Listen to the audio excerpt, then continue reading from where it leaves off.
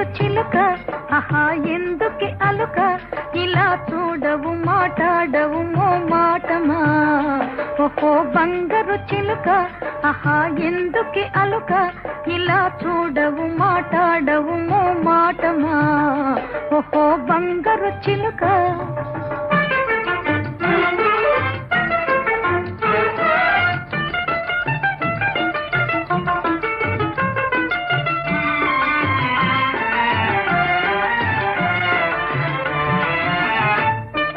చెరువు మీద అలకైతే చెడేదెవ్వరు పలహారం మాని బాధపడేదెవ్వరు చెరువు మీద అలకైతే చెడేదెవ్వరు. Please like, share and subscribe to Kavitala Samputi.